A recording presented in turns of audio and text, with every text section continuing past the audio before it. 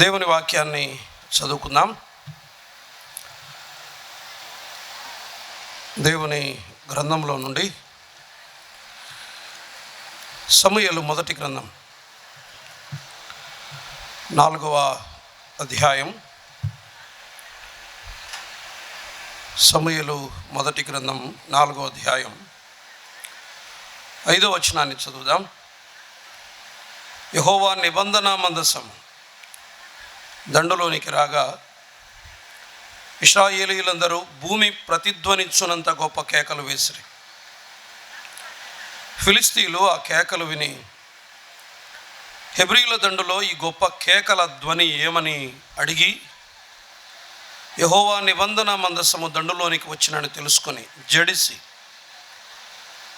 దేవుడు దండులోనికి వచ్చానని అనుకొని, అయ్యో మనకు శ్రమ, ఇంతకు మునుపు వారిలాగూ సంభ్రమింపలేదు. 4వ అధ్యాయం 10వ వచనం. ఫిలిష్తీయులు యుద్ధము చేయగా ఇశ్రాయేలీయులు ఓడిపోయి అందరూ తమ డేరాలకు పరిగెత్తి వచ్చిరి. అప్పుడు అత్యధికమైన వధ జరిగెను.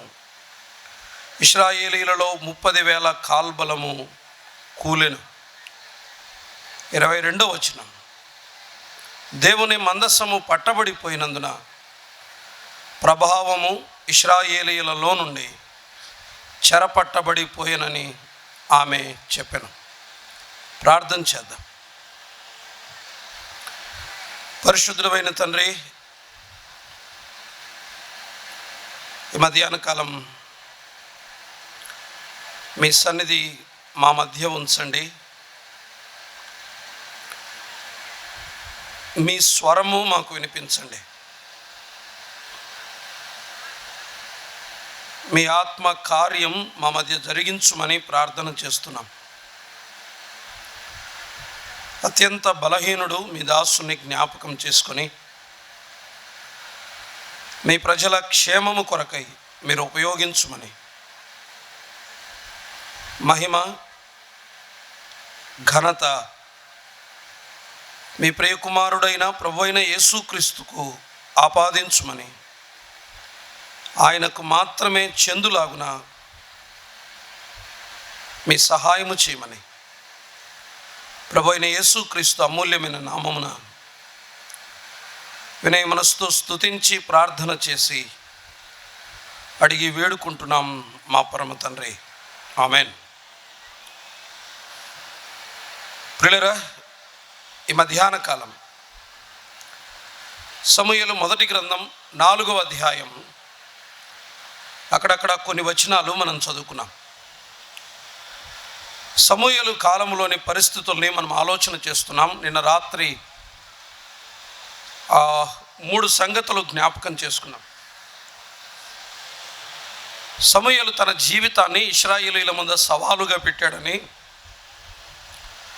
ఇదిగో నేను మీ మధ్య ఉన్నాను అని తన జీవితాన్ని వారి ఎదుట ప్రదర్శింపచేసిన వాడు సమూయేలు. అందుకని ఆయన జీవితం ఒక సవాలు అని నిన్న రాత్రి విన్నాం. రెండవది, ఆయన జీవితం ఒక సందేశం అని, సమాధానం అని విన్నాం. సమస్యలతో నిండిన కుటుంబంలోనికి సమూయేలు ప్రవేశం కుటుంబానికి సమాధానాన్ని తెచ్చింది. పెనిన్నా ఇంట్లో సమస్య అయితే సమాధానం ఎవరు, పరిష్కారం ఎవరు? సమూయేలు అని విన్నాం. దేవుని మందిరం గలిబిలిగా ఉంది. షిలోహు వ్యభిచారము జరుగుతుంది. బలిపీఠపు విలువను దిగజార్చారు. దుర్మార్గులైన యాజకులు దేవుని మందిరంలో పరిచర్య చేస్తున్నారు. సమస్యలుగా దేవుని మందిరంలో హోఫ్నీ ఫినెహాసులు కనిపిస్తారు. కానీ సమూయేలు ప్రవేశం మందిరానికి ఏమి తెచ్చింది? పరిష్కారాన్ని, సమాధానాన్ని తెచ్చింది. ఇంట్లో పెనిన్న సమస్య అయితే పరిష్కారం ఎవరు? సమూయేలు. మందిరాలలో హోఫ్నీ ఫినెహాసులు సమస్య అయితే పరిష్కారం ఎవరు? సమూయేలు. అందుకని నేను రాత్రి ఒక మాట ఆలోచన చేశాం. మన గృహాలలో మనము సమస్యలమా లేకపోతే పరిష్కారాలమా? నీ భర్తకు, నీ భార్యకు, నీ పిల్లలకు, నీ తల్లిదండ్రులకు మీరు సమస్యలుగా ఉన్నారా పరిష్కారాలుగా ఉన్నారా? దేవుని మందిరాలలో నాయకులకు, సంఘానికి మీరు పరిష్కారమా లేకపోతే సమస్య? అది నిన్నటి దినాన ఆలోచన చేశాం.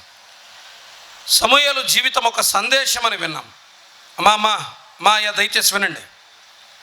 అందులో 3 విషయాలు జ్ఞాపకం చేసుకున్నాం. ఆయన కుమారుడు, ఆయన పరిచారకుడు, ఆయన ప్రవక్త. కుమారుడై ఉండి ఆయన ఏం చేశాడు? విధేయతను నేర్చుకున్నాడు. ఆయన కుమారుడైన వాడు పరిచారకుడయ్యాడు, పరిచారకుడైన వాడు ప్రవక్త అయ్యాడని నిన్నటి దినాన సమూయేలు జీవితంలో నుండి కొన్ని సంగతులు ఆలోచన చేశాం. 4వ అధ్యాయంలో 3వ అధ్యాయం వరకు నిన్న సంగతులు ఆలోచన చేశాం. 4వ అధ్యాయంలో కొన్ని వచనాలు చదువుకున్నాం. అది ఎబెనెజరులో జరిగిన ఒక సంఘటన. ఫిలిస్తీన్లు అఫెకులో ఉన్నారు, ఎబెనెజరులో ఇశ్రాయేలీలు ఉన్నారు. ఇశ్రాయేలీల యొక్క కఠినమైన దాసత్వం ఫిలిస్తీయుల యొక్క కఠినమైన దాసత్వం ఇశ్రాయేలీల మెడల మీద చాలా బరువుగా అనిపించింది. వారిని అణచటానికి మరలా యుద్ధానికి వచ్చారు ఇశ్రాయేలీల మీద ఫిలిస్తీయులు. అప్పుడు జరిగిన ఒక సంఘటనే 4వ అధ్యాయం. మనం అక్కడ కొన్ని ఆ సంగతులు ఈ మధ్యాహ్న కాలం వేళ ఆలోచన చేసి వెళ్దాం. దయచేసి మౌనంగా మనసు పెట్టి వినాలని ప్రభునామమున ప్రేమతో మనవి చేస్తున్నాం. 4:5లో ఆ మాట మరొక్కసారి చూద్దాం. చూడండి. యెహోవా నిబంధన మందసము దండులోనికి రాగా ఇశ్రాయేలీయులందరూ భూమి ప్రతిధ్వనించునంత గొప్ప కేకలు వేసిరి అన్నది. దేవుని మందసము రాగా ఇశ్రాయేలీయులు కేకలు వేశారు. అదొక గొప్ప ఉజ్జీవంగా కనిపిస్తుంది. దేవుని మందసము దండులోనికి వచ్చింది, ఇశ్రాయేలీయులు కేకలు వేశారు, శబ్దాలు చేశారు. భూమి ప్రతిధ్వనించేంత కేకలు. ఉజ్జీవం ప్రారంభమైంది, మంట మరలా ప్రారంభమైంది. ఇశ్రాయేలీయులు గెలవబోతున్నారు అనే భ్రమ కలుగు చేశారు ఇశ్రాయేలీయుల పెద్దలు. ఆశ్చర్యం ఏంటో తెలుసా? ఫిలిస్తీన్లు కూడా ఏమనుకున్నారు? 7వ వచనంలో దేవుడు దండులోనికి వచ్చానని అనుకొని అనుంది. ఈ రెండూ కాదు. వీరి కేకలు ఉజ్జీవము కాదు. దేవుడు దండులోనికి వచ్చాడని వాళ్ళు అనుకున్న విషయము వాస్తవము కాదు. There is no God. అక్కడ దేవుడే లేడు. ఒక మాట చెప్పాలంటే 4వ అధ్యాయంలో నకిలీ ఉజ్జీవం, ఫేక్ రివైవల్, సూడో రివైవల్. సూడు అంటే నకిలీ అని. నకిలీ ఉజ్జీవం, కేకలు, శబ్దాలు, అరుపులు వినబడతా ఉన్నాయి. ఇశ్రాయేలీయులు గొప్పగా కేకలు వేస్తున్నారు. కొన్ని వేల మంది ఇశ్రాయేలీయుల సైన్యం ఎబెనెజరులో దిగారు. అన్ని వేల మంది ప్రజలు ఆ శబ్దాలు, ఆ కేకలు, ఇదే ఉజ్జీవం అనుకున్నారు. ఇప్పుడు కూడా అంతే కదా. ఆర్భాటాలు, శబ్దాలు, గొప్ప గొప్ప కేకలు, ప్రజలకు కనబడే విజయ ధ్వని నాదాలు, ఏదేదో జరిగిపోతుంది.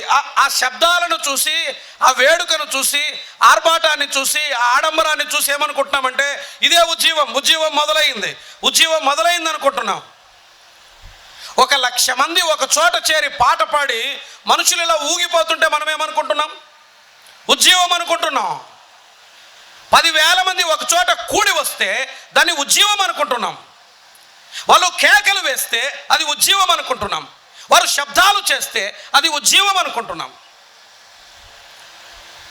కానీ 4వ అధ్యాయంలో ఉజ్జీవం కాదు కదా. అసలు వారి మధ్య దేవుడే లేడు. దేవుడు లేడు. నేటి మన పరిచర్యలో దేవుడు లేడు. నేడు మన సంఘాలలో దేవుడు లేడు. నేడు మన సేవలో కానీ కేకలేస్తున్నాం. ఇదిగో ఉజ్జీవం. భూమి ప్రతిధ్వనించేంత కేకలేస్తున్నాం. సంఘాలు కేకలు పెడుతున్నాయి, సేవకులు కేకలు పెడుతున్నారు, పరిచారకులు కేకలు పెడుతున్నారు, సభ్యులు కేకలు పెడుతున్నారు. ఇదిగో ఉజ్జీవం, ఇదే ఉజ్జీవం. దేవుడే లేడు. బయట లోకం అనుకుంటుంది అదే brother revival. That is revival. దేవుడే దండులోనికి వచ్చాడని వాళ్ళు అనుకున్నారు. ఫిలిస్తీయులు తప్పుగా అంచనా వేశారు, ఇశ్రాయేలీయులు తప్పుగా అంచనా వేశారు.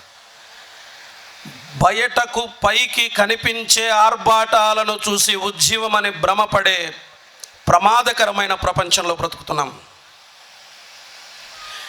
బయటికి కనిపించే వేడుకలను చూసి, బయటికి కనిపించే ఆర్భాటాలను చూసి, బయటికి కనిపించే హంగును చూసి, బయటికి కనిపించే శబ్దాలను చూసి, బయటికి వినిపించే ఆ స్వరాలను చూసి, బయటికి వినబడే ఆ సంగీతాన్ని చూసి, ఆ గానాన్ని చూసి ఇదే ఉజ్జీవం అనుకుంటున్నాం. But that is pseudo revival. అది నకిలీ ఉజ్జీవం. అక్కడ దేవుడే లేడు, ఉజ్జీవం. నేటి మన పరిస్థితి చెప్పండి. గట్టిగా కేకలు పెడుతున్నాం, సరే, ఘనమైన ఏర్పాట్లు చేస్తున్నాం, మంచిది, హంగు ఆర్భాటాలు చేస్తున్నాం, మంచిది. చూస్తున్న లోకానికి బ్రదర్ అక్కడ మంట పుట్టింది brother. Revival, there is a revival. కేకలు, శబ్దాలు, ప్రతిధ్వని, ధ్వని, భూమి అదిరేంత ఉత్సాహాలు, ఉల్లాసం నేడు మన సంఘాలలో నుండి బయటికి వినబడుతుంది. అది అసలు ఉజ్జీవమేనా? అది ఉజ్జీవమేనా? ఉజ్జీవమైతే ఏం జరిగింది చూడండి. 10వ వచనం. ఫిలిస్తీయులు యుద్ధము చేయగా ఇశ్రాయేలీలు ఓడిపోయి అందరూ తమ డేరాలకు పరిగెత్తిరి. అప్పుడు అత్యధికమైన వధ జరిగెను. ఇశ్రాయేలీలలో 30,000 కాల్బలము కూలెను. కేకలేమయ్యాయి? యవ్వనస్తులు ప్రియులరా, 30,000 మంది. ముందు 4,000, మొత్తం కలిపి ఎంతమంది? 34,000 మంది చనిపోయారు ఈ పెద్దలు చేసిన ఆర్భాటాలు విని. ఇశ్రాయేలీల పెద్దలు మందసాన్ని దండులోనికి తెచ్చి కేకలేశారు. ఆ యవనస్తులు నమ్మారు, దేవుడు నిజంగా మా మధ్యకి వచ్చాడు అనుకొని యుద్ధానికి వెళ్ళారు. జరిగిందేంటి? గొప్ప వధ. 34,000 మంది చనిపోయారు. కేకలేస్తే ఈ అపజయాలు ఎందుకు సంఘాల్లో? మనది నిజమైన ఉజ్జీవం అయితే ఎందుకు ఓటమి మన సేవలో? ఈ ఆర్భాటాలు, హంగు, కేకలు, విజయ ధ్వని నాదాలు, ఇవి ఒకవేళ ఇది నిజమే అయితే సంఘ సేవలో, పరిచర్యలో, సేవా జీవితంలో, ఆరాధనలో, వాక్య ధ్యానాలలో, అసలు సేవలో, భక్తి జీవితంలో ఎందుకు ఓడిపోతున్నాం? తమ డేరాలకు పరిగెత్తిరి. ఎవరు గమనించరా దట్ ఇస్ నాట్ రివైవల్ అని. అది ఉజ్జీవం అన్న సంగతి ఎవరికి అర్థం కాల. కానీ ఒక స్త్రీ గమనించింది. చూసారా? కిందికి రండి. 4వ అధ్యాయం 21వ వచనం. దేవుని మందసము పట్టబడినదని సంగతిని తన మామయు పెనిమిటియు చనిపోయిన సంగతి తెలుసుకొని ఏమన్నదామె? ప్రభావము ఇశ్రాయేలీలలో నుండి పోయనని చెప్పి తన బిడ్డకు ఇకాబోదు అని పేరు పెట్టాను. అంటే అర్థమేంటి? కింద చెప్పింది, దేవుని మందసము పట్టబడిపోయినందున ప్రభావము ఇశ్రాయేలీల నుండి చెరపట్టబడిపోయినని ఆమె చెప్పాను. ఒక స్త్రీ గమనించింది, దేవుని ప్రభావం మా మధ్య నుండి వెళ్ళిపోయింది. మనకు ఆ స్పర్శ ఉందా? దేవుని ప్రభావము మన సంఘాలలో నుండి వెళ్ళిపోయిందన్న స్పర్శ ఉందా? కొన్ని ఉన్నాయిలేండి నమ్మకమైన సంఘాలు, నేను కాదనట్లేదు, అందరూ కాదు, అన్నీ కాదు. మన సేవలో దేవుని ప్రభావము కోల్పోయాము అని గమనిస్తున్నామా? ఒట్టి కేకలు పెడుతున్నామా? దేవుడు లేకపోయినా దేవుడు ఉన్నాడు అనుకొని భ్రమసి కేకలు పెడుతున్నామా? దేవుని సహాయం లేదు, దేవుని సహాయం ఉందని నమ్మి కేకలు పెడుతున్నామా? ఒక స్త్రీ గమనించింది, ప్రభావం ఇశ్రాయేలీల్లో లేదు. ప్రభావం మనల్ని విడిచిపోయింది అన్న సంగతి గమనిస్తున్నారా? ఆమె భర్త చనిపోయినందుకు ఏడవలా, మామ చనిపోయినందుకు కూడా ఏడవలా, తాను చనిపోతున్నందుకు కూడా బాధపడలామె. దేనికి బాధపడింది? దేవుని మందసము చెరపట్టబడ్డం విని ప్రభావము ఇశ్రాయేలీలో నుండి పోయాను. మరణిస్తున్న అయ్యా సోదరుడా సోదరి, మరణిస్తున్న ఆమె గమనించింది తమ మధ్య ప్రభావము లేదని. మరణిస్తున్న ఆమె గమనించింది తమ మధ్య ప్రభావము లేదని. కానడ ఆనాడు ఇశ్రాయేలీల పెద్దలకు తెలియలేదు ప్రభావం తమను వదిలిపెట్టి వెళ్ళిపోయిందని. ఏలీకి తెలియలేదు ప్రభావము తమను విడిచిపెట్టి వెళ్ళిపోయిందని, తమ మధ్య దేవుని సన్నిధి లేదని వారికి అర్థం కాల. భ్రమపడ్డారు, తమను తాము మోసగించుకున్నారు. దేవుడే మా మధ్య ఉన్నాడు అనుకున్నారు, యుద్ధానికి వెళ్ళారు, ఓడిపోయారు. నేడు జరుగుతున్న సేవా పరిచర్య ఇది. ఎందుకని వారి పరాజయానికి కారణాలేంటి? నకిలీ ఉజ్జీవానికి కొన్ని గుర్తులు ఉంటాయి. అదే ఉజ్జీవమని భ్రమపడతాం. కేకలు చూసి మోసపోకండి. బయటికి కనబడే ఆకారాలను, బయటికి కనబడే ఆ పై వేషధారణను, బయటికి కనబడే వినపడే ఆ శబ్దాలను, బయటికి మనకు కనిపించే ఆ కేకలను, వీటిని చూసి మోసపోకండి. అక్కడ అసలు దేవుడే లేడు. అది నాన్న.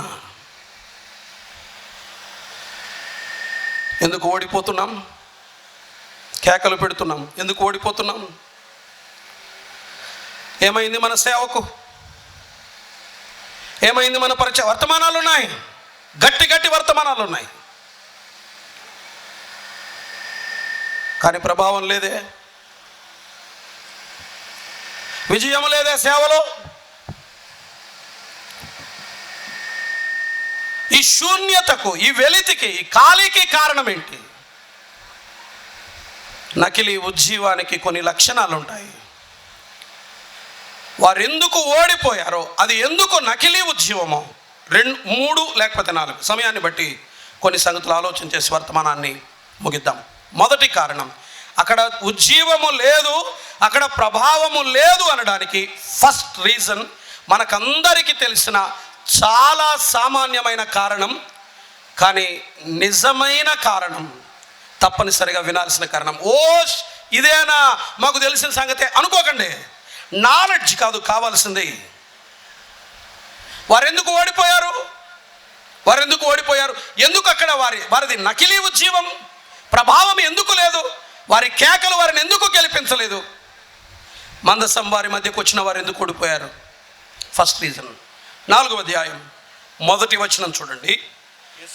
ఇశ్రాయేలీలు ఫిలిష్తీయులతో యుద్ధము చేయుటకై బయలుదేరి ఎబెనెజరులో దిగగా ఫిలిష్తీయులు అఫెకులో దిగిరి.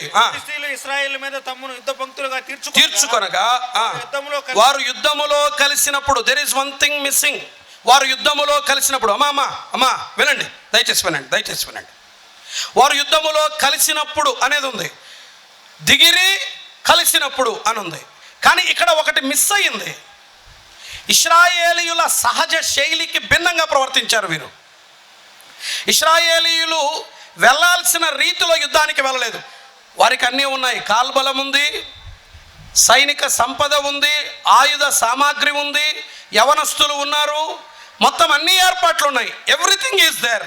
ఫిలిష్తీయుల మీదకి వెళ్ళబోతున్నారు, బట్ సంథింగ్ మిస్సింగ్. అక్కడ ఏదో లోపం ఉంది. అన్నీ కరెక్ట్గానే ఉంటున్నాయి, అక్కడ ఏదో లోపం ఉంది. ఒక్క వచనం చదువుదామా దయచేసి రండి. ఇలాంటి సన్నివేశం ఇంకొకటి లేఖనంలో కనిపిస్తుంది. సమూయేలు 2వ గ్రంథం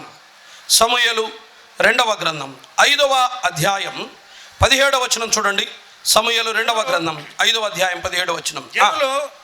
ఇశ్రాయేల్ మీద రాజుగా దావీదునకు పట్టాభిషేకం చేసిరని ఫిలిష్తీయులకు వినబడినప్పుడు దావీదును పట్టుకొనుటకై ఫిలిష్తీయులందరూ వచ్చిరి.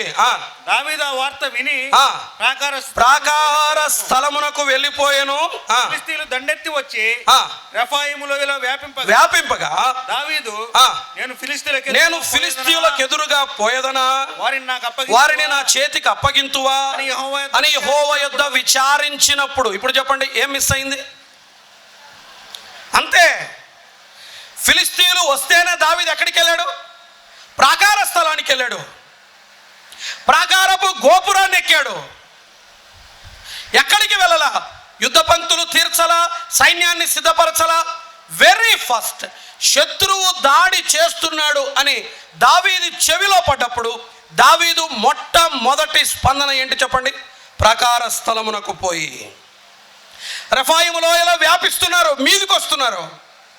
దావీదు భయపడలా, ప్రాకార స్థలమునకు పోయి ఒకే ఒక మాట అడిగాడు, ప్రభువా ఫిలిష్తీయుల మీదికి నేను పోదునా, వారికి ఎదురుగా నేను పోయేదనా? ప్రార్థన లేమి మొదటి కారణం. ప్రేయర్లెస్నెస్. ఇదే కదా అనుకుంటారేమో, అసలు మన సమస్య ఇదే. మన సమస్య ఇది. సమృద్ధి వాక్యం ఉంది, డజన్ల కొద్ది వర్తమానికులు ఉన్నారు, సంఘము నిండా వర్తమానాలు చెప్పే పరిచర్య చేసే కృపావరాలు కలిగిన చాలామంది వ్యక్తులు ఉన్నారు. సమస్య ఏంటి? వారు వెళ్ళే ముందు ఆయన యొద్ద విచారణ చేయాల. ప్రార్థనలేమి, మీరు నమ్మండి నమ్మకపోండి, అంగీకరించండి అంగీకరించకపోండి. సత్యం ఏంటి అంటే ప్రార్థన లేమి. There is no prayer. వారు ఆయన యొద్ద విచారణ చేయాల, ప్రాకార స్థలమునకు వెళ్ళలేదు, ప్రభువును అడగలేదు, ప్రభువా వెళ్ళమంటావా, ప్రభువా వెళ్ళమంటావా. అసలు ఇశ్రాయేలీయుల లక్షణమే ఇది. న్యాయాధిపతుల గ్రంథం ఎలా ప్రారంభమైంది మనకు నిన్న కూడా చదువుకున్నాం. మొదటి అధ్యాయం మొదటి వచనం చూడండి. అమ్మ మీరు మధ్యలో నవ్వుకుంటున్నారు, పక్కన వాళ్ళతో మాట్లాడుతున్నారు, పద్ధత ఇది? మీరు ఎక్కడ కూర్చున్నారో మీకు అర్థమవుతుందా? ఏం చేస్తున్నారో మీకు అర్థమవుతుందా? పోనీ ఇదేమన్నా బయట ఏమైనా ఎక్కడైనా ఉన్నామనుకుంటున్నారా? ఇక్కడ కూర్చున్నారు, మీరు నవ్వుకుంటున్నారు, ఇద్దరు ముగ్గురు కూర్చొని. చదవండి బ్రదర్. 1వ అధ్యాయం 1వ వచనం. యెహోషువ మృతి నొందిన తరువాత ఇశ్రాయేలీయులు కనానీయులతో యుద్ధము చేయుటకు తమలో ఎవరు ముందుగా వారి మీదకు పోవలసినని యెహోవా తెలియజేయనట్లు ప్రార్థన చేయగా వారు ప్రార్థన చేశారు. వినండి, యుద్ధానికి వెళ్ళారు, ప్రార్థించి అనుమతి పొంది వారు వెళ్ళలేదు. ఒక మాట చెప్పి నేను ముందుకు వెళ్తాను. నేడు నీవు కట్టిన సంఘం ప్రార్థించి అనుమతి పొంది చేసిన పరిచర్య మనది. సరేలే, ఏర్పాటు చేసావు, ప్రభు సెలవు ఉందా, ప్రభు అనుమతి ఉందా, ఆయన సెలవిచ్చాడా? ఎందుకు ఓడిపోతున్నాం?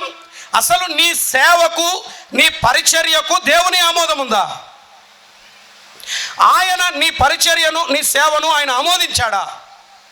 ఒక వచనం చూడండి. అపోస్తులుల కార్యముల గ్రంథం 16వ అధ్యాయం. ఎందుకు సంఘం ఓడిపోతుంది? ఎందుకు మన సేవ విఫలమవుతుంది? ఎందుకు మన కేకలు విజయాన్ని తీసుకురావట్లేదు? కారణం ఏంటి చూడండి. అపోస్తులుల కార్యముల గ్రంథం 16వ అధ్యాయం 6వ వచనం. ఆసియాలో వాక్యము చెప్పకూడదని పరిశుద్ధాత్మ వారిని ఆటంకపరచినందున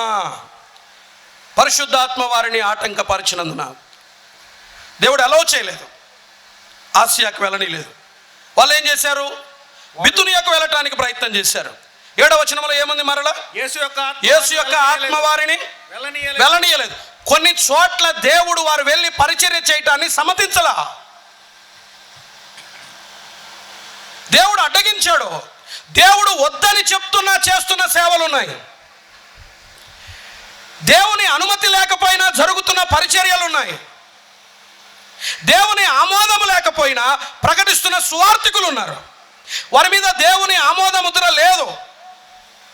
దేవుడు సెలవేలా ఆసియాకు వెళ్ళొద్దు అన్నాడు, వెళ్ళారు. ఒకవేళ వెళ్ళారు అనుకోండి, పరిచర్య ఏమైండేది? పని ఏమైండేది? ఆయన ఫిలిప్పీకి వెళ్ళమన్నాడు, మాసిదోనియాకు వెళ్ళమన్నాడు.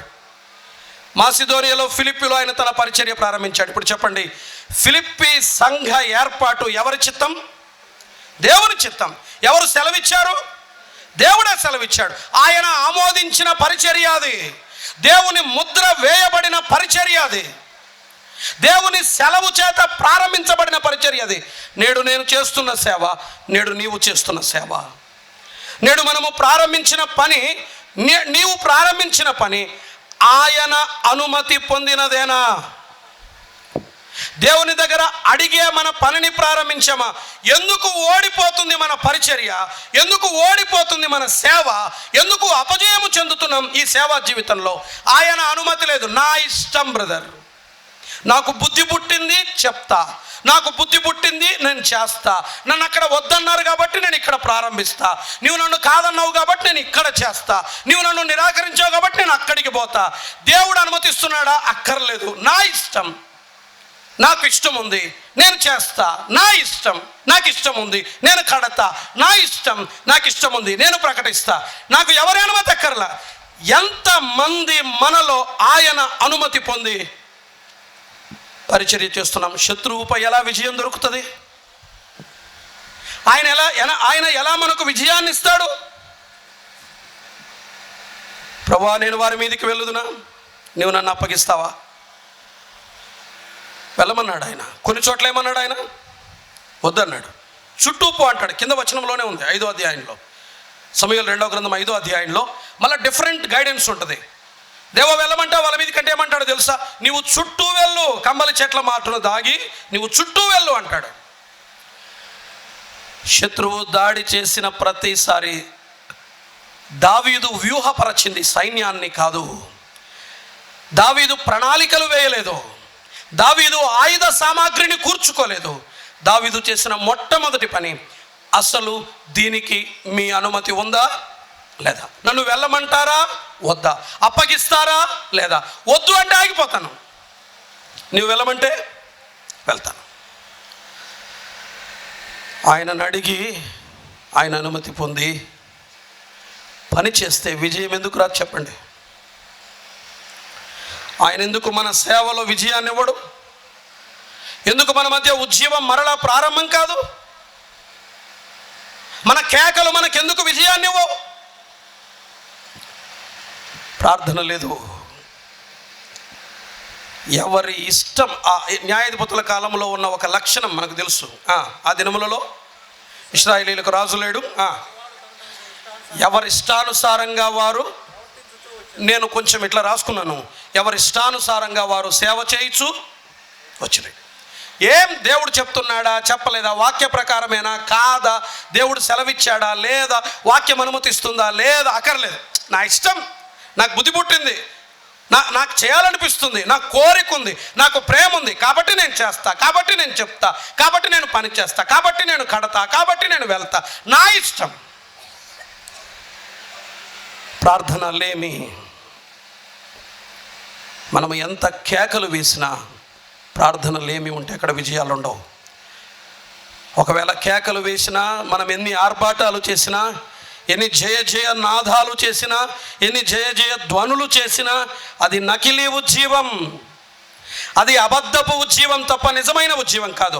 ప్రార్థన నుండే ఉజ్జీవం పుట్టేది. కావలిస్తే చూడండి 7వ అధ్యాయం, ఇదే సందర్భం సమూయేలు మొదటి గ్రంథంలో మనకు ఒక సమాధానం దొరుకుతుంది.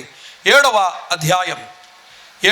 అధ్యాయం సమూయేలు మొదటి గ్రంథం 7వ అధ్యాయం 6వ వచనం.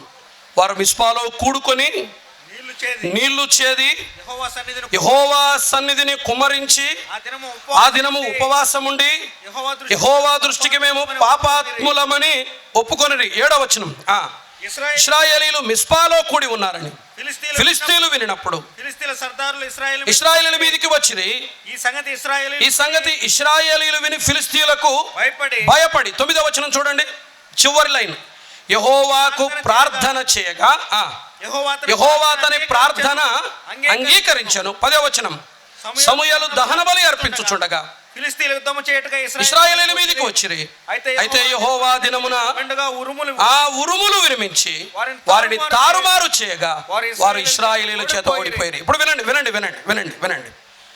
4వ అధ్యాయంలో శబ్దం ఎవరిది చెప్పండి? 4వ అధ్యాయంలో శబ్దం ఎవరి? కేకలు ఎవరివి? ఇశ్రాయేలీయులవి.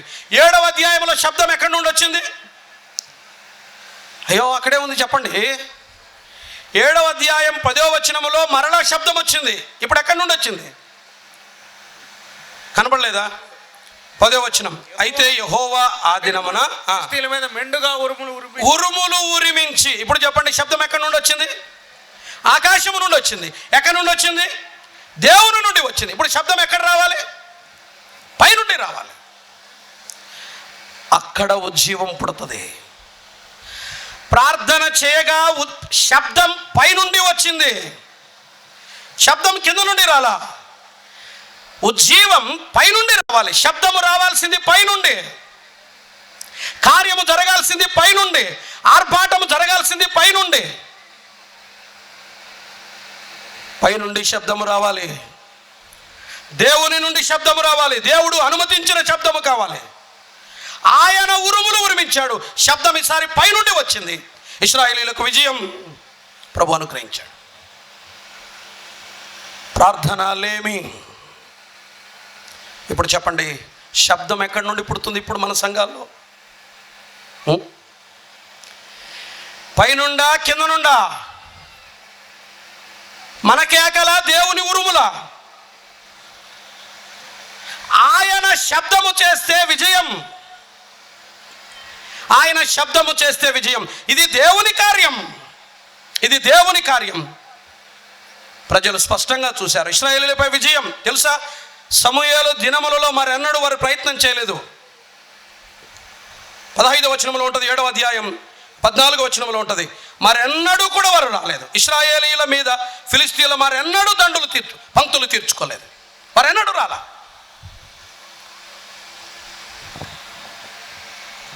నకిలీ ఉజ్జీవం, కింద నుండి వినబడే కేకలివి. పైనుండి శబ్దాలు రావడం ఆగిపోయి చాలా కాలమైంది మన సంఘాల్లో. ప్రభు స్వరం వినపడ్డంలమా? ఆయన స్వరం వినపడ్డంలా. ఒకటి, ప్రార్థన లేమి. 2, సమూయేలు మొదటి గ్రంథం 4వ అధ్యాయం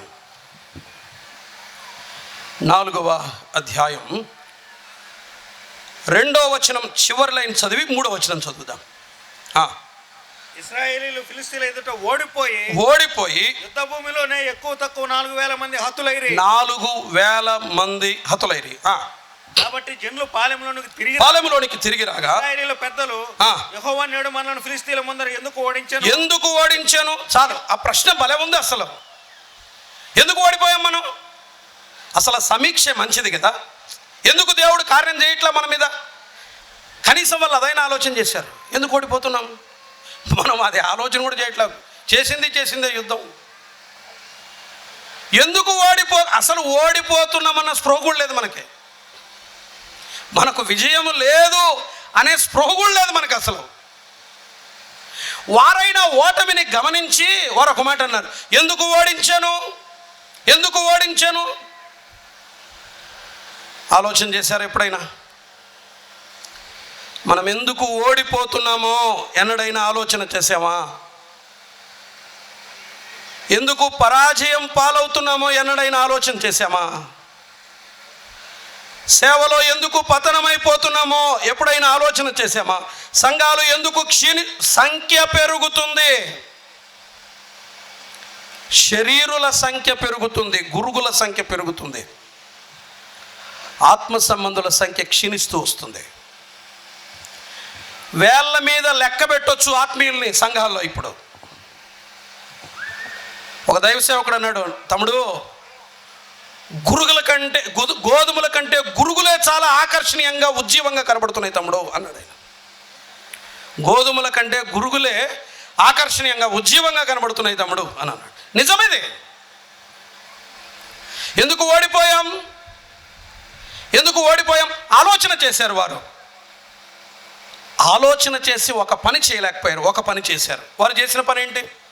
యెహోవా నిబంధన మందసమును దండులోనికి తిరిగి తీసుకొని వద్దాము రమ్ము అని ఆలోచన చేశారు. వాస్తవానికి ఏం చేయాలి? ఓడిపోయినప్పుడు వాస్తవానికి ఏం చేయాలి? చూడండి, ఇలాంటి సన్నివేశం ఒకటి ఉంది దేవుని గ్రంథంలో. యెహోషువ గ్రంథం 7వ అధ్యాయం. యెహోషువ గ్రంథం 7వ అధ్యాయం 4వ వచనం. కాబట్టి జనులలో ఇంచుమించు 3,000 మంది అక్కడికి వెళ్ళిరు కానీ వారు హాయివారి ఎదుట నిలవలేక ఓడిపోయి అప్పుడు హాయివారు వారిలో 36 మనుషులు 36 మనుష్యులను హతము చేసిరి. మరియు తమ గవని వద్ద నుండి షేబారీము వరకు వారిలో తరిమి వారిని మెరాదులో హతము చేసిరి. కాబట్టి జనుల గుండెలు కరిగి నీరైపోయాను. ఏం చేశారు తర్వాత 6వ వచనంలో? యెహోషువ తన బట్టలు చింపుకొని తానును ఇశ్రాయేలీయుల పెద్దలను సాయంకాలం వరకు యెహోవా మందసం ఎదుట నేల మీద ముఖములు మోపుకొని తమ తలల మీద ధూళి పోసుకొనుచు, అయ్యో ప్రభువా అయ్యో ప్రభువా. 8లో అన్నాడు, ప్రభువా కనికరించుము. అయ్యో ప్రభువా. ఈ పెద్దలు ఆలోచన చేశారు, ఆ పెద్దలు ఆలోచన చేశారు. ఈ పెద్దలు ఏం చేశారు? మందసాన్ని తీసుకొద్దాం అని అన్నారు. ఆ పెద్దలు ఏం చేశారు? యెహోషువ కాలంలో పెద్దలు ముఖములు నేల మీద మోపి కన్నీరు విడుచుచు, అయ్యో ప్రభువా, ప్రభువా కనికరించుము, పశ్చాత్తాపముతో ప్రార్థన చేశారు. ప్రభువు లోపాన్ని చూపించాడు. రెండవది పశ్చాత్తాపలేమి, ప్రార్థనలేమి. అది ఎందుకు నకిలీ ఉద్యమం అంటే, రెండవది ఏంటి? పశ్చాత్తాపలేమి. పాపమున్నదన్న గ్రహింపే లేదు వారికి. కొంతమందికి తమ తప్పులు చూపిస్తుంటే ఇది కాదు, ఇది కాదు, ఇది చాలా ఈజీగా ఆన్సర్ ఇచ్చేస్తారు. ప్రభువు లోపాలను ఎత్తి చూపిస్తుంటే దిద్దుకుంటే విజయం కదా. వారు ఏడ్చారు, వారి గుండెలు నీరైపోయాయి. పాపము జరుగుతున్నదన్న గ్రహింపే ఇశ్రాయేలీలకు ఆనాడు లేకపోయింది. పశ్చాత్తాపము లేదు, ఏడ్పు లేదు, కన్నీరు లేదు. ఎప్పుడు ఏడ్చారో తెలుసా? చూడండి 4వ అధ్యాయం. ఎప్పుడు ఏడవాలి, ఎప్పుడు ఏడ్చారు వారు? 4వ అధ్యాయం 13వ వచనం, లేకపోతే 12వ వచనం.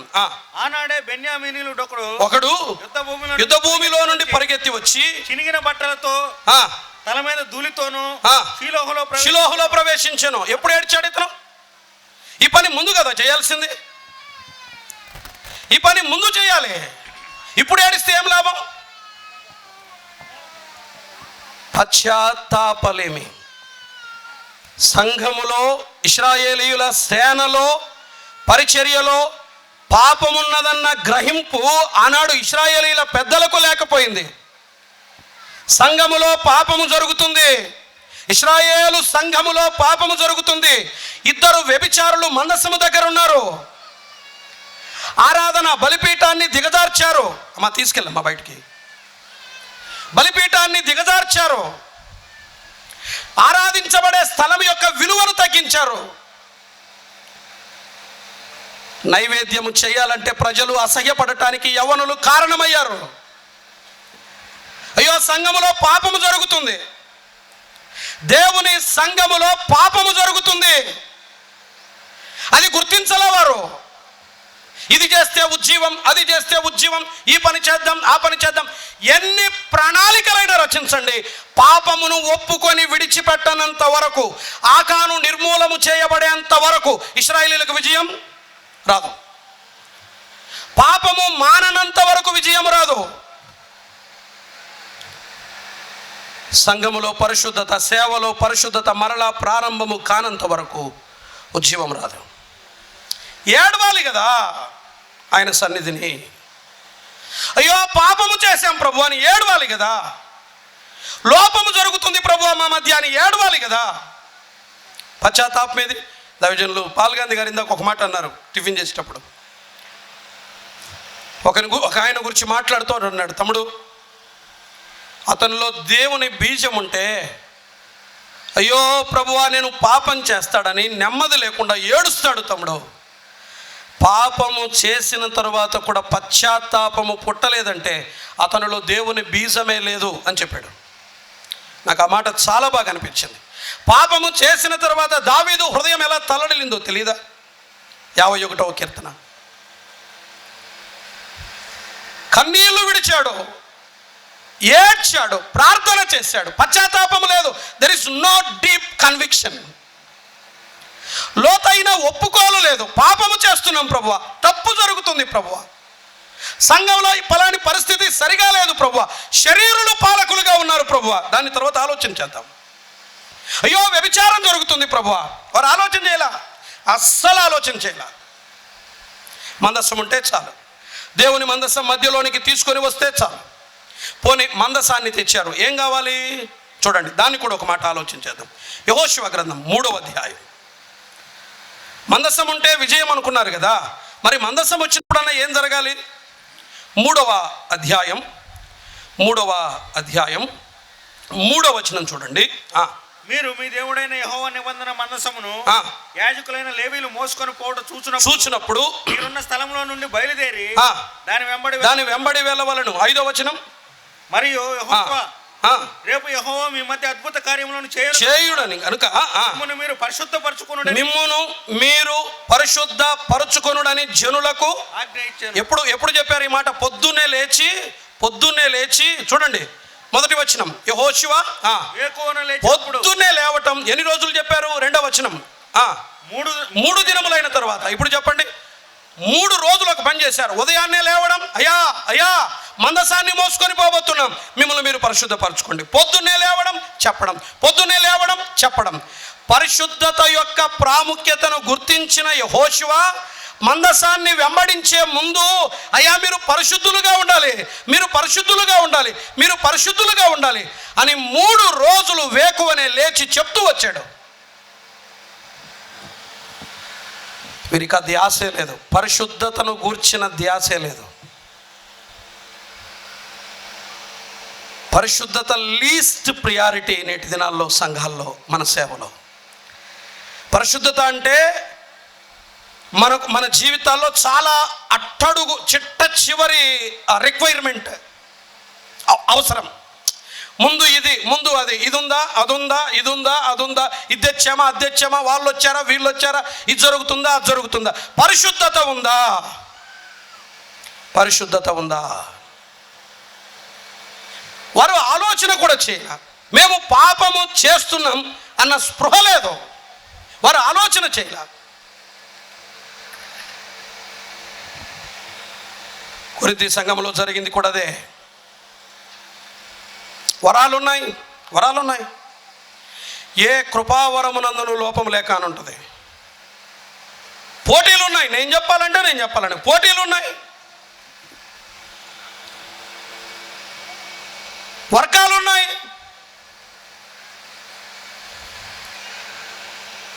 కానీ వారి మధ్యలో ఏముంది? జారత్వం జరుగుతుంది. పిల్లరా, సేవా జీవితంలోని అపవిత్రత మన అపజయానికి కారణం. పాపమును గుర్చిన ఒప్పుకోలు. అసలు పాపము మన మధ్యలో ఉంది అని ఆ గ్రహింపే లేకపోతే ఉజ్జీవం ఎక్కడి నుండి వస్తుంది? ఉజ్జీవము పుట్టేది పరిశుద్ధతలో నుండే. ఉజ్జీవం పుట్టేది లోతైన పశ్చాత్తాపములో నుండే. పశ్చాత్తాపలేమి ఉంది. వారు ఒప్పుకోవడాలేకపోయారు, వారు అంగీకరించలేకపోయారు, వారు సమ్మతించలేకపోయారు. తమలో పాపం ఉన్నదన్న గ్రహింపే వారికి లేదు. పరిశుద్ధత ఉందా? మన సేవలో,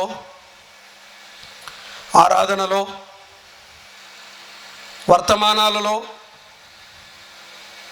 మన వ్యక్తిగత జీవితంలో, దేవుని సంఘములో పాపము జరుగుతుందన్న గ్రహింపు మనం గమనించగలుగుతున్నామా?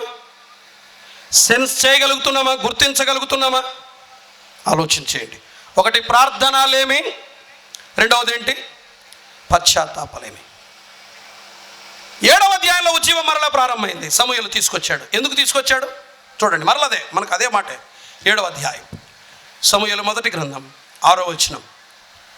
7వ అధ్యాయం 6వ వచనం. వారు మిస్పాలో కూడుకొని నీళ్లు చేది యెహోవా సన్నిధిని కుమ్మరించి ఉపవాసం ఉండి యెహోవా దృష్టికి మేము పాపాత్ములమని ఒప్పుకొనిరి. అంతవరకు విజయం రాదు. నేను నా లోపల పాపం పెట్టుకొని ఇక్కడ నేను ఎంత విడసిమ్ముకున్నా, ఇక్కడ నేను ఎంత గట్టిగా మాట్లాడినా, నాలో పరిశుద్ధత లేకపోతే నా వర్తమానము ద్వారా విజయం కాదు కదా, అపజయమే ఉంటుంది, నష్టమే ఉంటుంది. నా పాపాన్ని నేను ఒప్పుకోకపోతే, నాలో పాపం ఉన్నదన్న గ్రహింపే లేకపోతే. ఇశ్రాయేలీలు గ్రహించలేకపోయారు. యెహోషువ కాలంలో ఉన్న పెద్దలకు ఉన్న విచక్షణ సమూయేలు కాలంలో ఉన్న పెద్దలకు లేకపోయింది. మన మధ్య పాపము జరుగుతుంది అన్న సంగతి వారు గుర్తించలేకపోయారు. ఏలీ అయినా చెప్పాలి కదా. ఆయన ఏమాత్రం హెచ్చరించలేదు. ఫలితం ఏంటో తెలుసా? 30,000 మంది యవనస్తులకు మరణం. ఎంత నష్టాన్ని తెస్తున్నాం. ప్రార్థనలేమి, పశ్చాత్తాపలేమి. అక్కడ పశ్చాత్తాపం లేదు, పాపాన్ని ఒప్పుకోలేదు. కానీ 7వ అధ్యాయంలో పాపాన్ని ఒప్పుకున్నారు. దేవుడు ఇశ్రాయేలీయులకు విజయాన్ని ఇచ్చాడు. అమ్మా అయ్యా, మన పాపమును ఒప్పుకొని పరిశుద్ధపరచబడేంత వరకు సంఘమైన, సేవైన, వ్యక్తిగత జీవితంలోనైనా ఉజ్జీవం, విజయాలు ఉండవు. అయ్యో ప్రభువా, మేము పాపము చేశామని తలను నేల మీద మోపి కన్నీళ్లతో ప్రభు పాదాల దగ్గర బ్రతిమిలాడండి, ఏడవండి, కన్నీరు విడవండి. పాపిని ప్రభువా, నేను పాపము చేశాము ప్రభు అని పాపాన్ని ఒప్పుకొని విడిచిపెడితేనే ఉజ్జీవం, లేకపోతే అది నకిలీ ఉజ్జీవం. పాపము లోపల పెట్టుకొని వేసే కేకలు అది నకిలీ ఉజ్జీవం. 3 సమూయేలు మొదటి గ్రంథం 4వ అధ్యాయం 4వ వచనం చూడండి. 4 కాబట్టి జనులు షిలోహుకు కొందరిని పంపి కెరూబుల మధ్య ఆసి ఉండు సైన్యములకు అధిపతి యెహోవా నిబంధన మందసమును తెప్పించిరి. ఏలి యొక్క ఇద్దరు కుమారులైన హోఫ్నీయును, ఫినెహాసును అక్కడనే అనే మాట బాగుంది కదా. అక్కడనే దేవుని నిబంధన మందసమునొద్ద ఉండిరి. ఎట్లా ఉంది తెలుసా? నిబంధన మందసం తేవడానికి వెళ్ళారు. యెహోవా నిబంధన మందసము యొద్ద హోఫ్ని, ఫినెహాసులు ఉండిరి అని ఉంటే బాగుండేది. కానీ ఏముంది? అక్కడనే ఉండిరి. ఎవరు నిబంధన మందసము దగ్గర ఉన్నది ఎవరమ్మా? హోఫ్ని, ఫినెహాసులు. ఒక మాట మీకు బాగా తెలుసు, మీ ప్రాంతంలో వినబడినంత వర్తమానాలు, వాక్యం మరి ఎక్కడ వినబడి ఉండదు. మీరు ఆ వాక్య ప్రవాహంలో మునిగి తేలుతున్నారు మీరు. నాకు తెలుసు, ఈ ప్రాంతంలో ఉన్నవారు రాయలసీమతో కంపేర్ చేసుకుంటే, పోల్చుకుంటే మీకు బాగా తెలుసు. మందసములో ఏమేమి ఉంటాయి? మందసము లోపల ఏమేమి ఉంటాయి? తెలిసిందే చెప్పండి.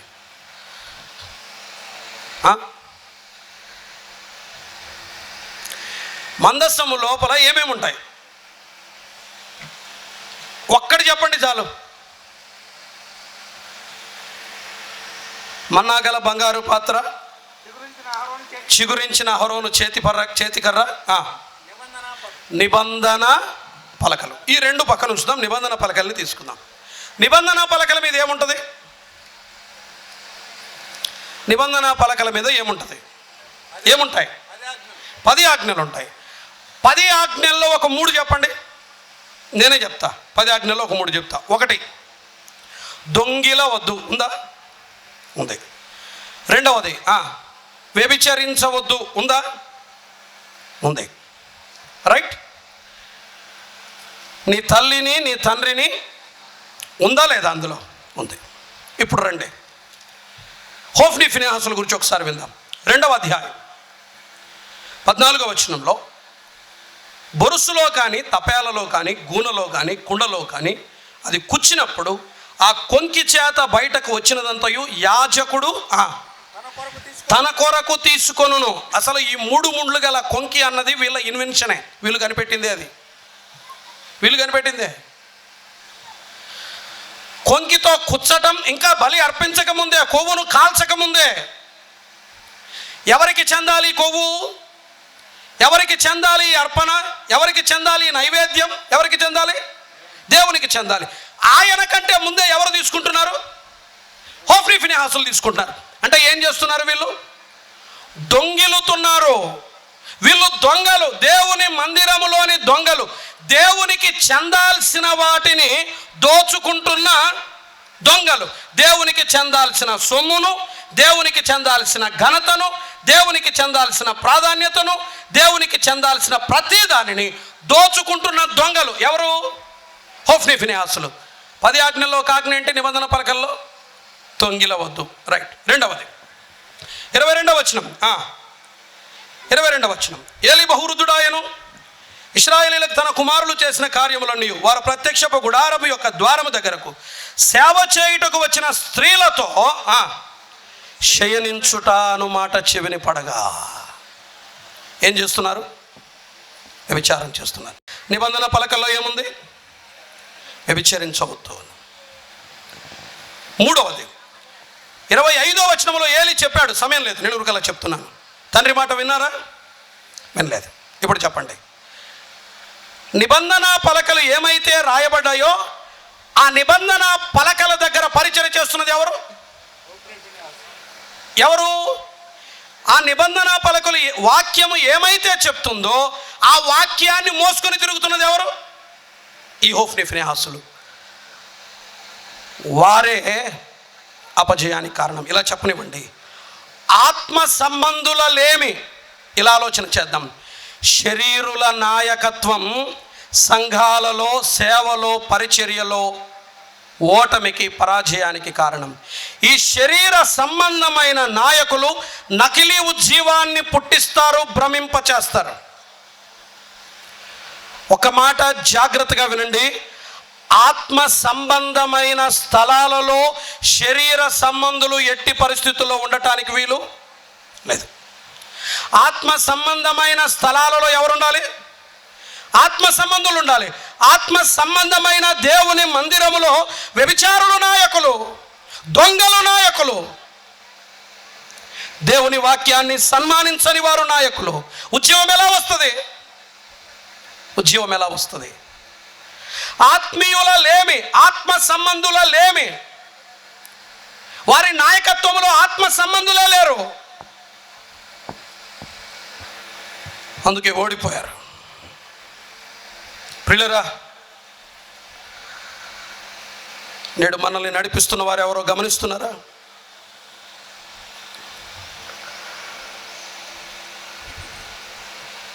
వ్యభిచరించవద్దు అని లేఖనము చెబుతుండగా వ్యభిచారం చేస్తున్న హోఫ్నీ ఫినెహాసులు,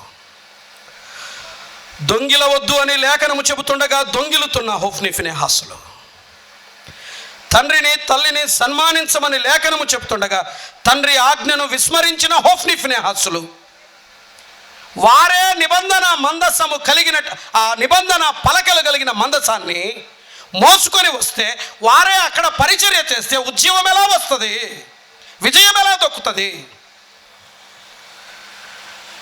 ఏదైతే చేయొద్దని చెప్తున్నామో అదే చేస్తున్నాము. వ్యభిచరించవద్దు అని నిలబడి ఇక్కడ వర్తమానాలు చెబుతున్నాం, వ్యభిచారం జరుగుతుంది. దొంగిలవద్దు అని నిలబడి చెబుతున్నాం, దొంగతనము చేస్తున్నాం. దేవునికి చెందాల్సిన ప్రాధాన్యతను, మహిమను, ఘనతను మనము తీసుకుంటున్నాం. మనము దొంగిలుతున్నాం, మనము స్వతంత్రించుకుంటున్నాం. మనము ముందే దేవునికి చెందక ముందే, దేవునికి రాకముందే మనము తీసుకుంటున్నాం. ఈ శరీరులు ఎక్కడైతే నాయకులుగా ఉంటారో అక్కడ పరాజయమే, అది నకిలీ ఉజ్జీవమే. అక్కడ ఎంత పెద్ద కేకలైనా వినపండి, వారికి అర్థం కాలా, వారు గమనించలేదు. అసలు ఎవరు ఆత్మ సంబంధులు, ఎవరు శరీర సంబంధులు వివేచన కూడా లేదు. మీరు ఒక్క మాట చూడండి, ఒక్క మాట చెప్తాను. షిలోహు పరిస్థితి ఎట్లా ఉందో ఒక మాట జ్ఞాపకం చేస్తాను. అంటే అట్లీస్ట్ ఆ సెన్సే లేదు, వీరు ఆత్మీయులు వీరు శరీరులు అన్న గ్రహింపే వారి మధ్య లేదు అనడానికి ఒక ఉదాహరణ చూడండి. మొదటి అధ్యాయం 13వ వచనం చూద్దాం. మొదటి అధ్యాయం 13వ వచనం. ఆమె పెదవులు మాత్రము కదులుచుండి ఆమె స్వరము వినబడక ఉండెను గనుక ఏలి ఆమె మొత్తురాలై ఉన్నదనుకొని అంతవరకు నీవు ఎంతవరకు మత్తురాలవై ఉందువు? ద్రాక్షారసము నీ యొద్ద నుండి తీసివేయమని చెప్పగా ఎవరిని గద్దిస్తున్నాడు? అన్నాను. ఏం చేస్తుంది ఈమె? ప్రార్థన చేస్తుంటే ఈమెను ఏం చేశాడు? గద్దించాడు. కుమారులు తప్పు చేస్తున్నారు. ఆత్మ సంబంధురాలు ఏమనుకున్నారు? శరీర సంబంధి అనుకున్నాడు ఏలి. ఓకేనా? యువతలకి రండి. రెండవ అధ్యాయం 23వ వచనం. ఈ జనుల ముందర మీరు చేసిన చెడ్డ కార్యములు నాకు వినబడినవి. ఇలాంటి కార్యములు మీరు ఎందుకు చేస్తున్నారు? ఎంత సున్నితంగా మాట్లాడాడు బాబు. ఎందుకు ఇలా చేస్తున్నావు? ప్రార్థన చేస్తున్నామని ఏమన్నారు? ఎంతవరకు మత్తురాలు వింటావు లే. ఆమె అన్నది, నన్ను పనికిమాలిన దానిగా ఎంచవద్దయ్యా. I'm not daughter of Belial. నేను బెలియాలు కుమార్తెను కాను. నన్ను పనికిమాలిన దానిగా ఎంచొద్దు. నేను మనోవేదన కలిగిన దానినై ఉన్నాను. నా హృదయాన్ని యెహోవా సన్నిధిని కుమ్మరిస్తున్నాను.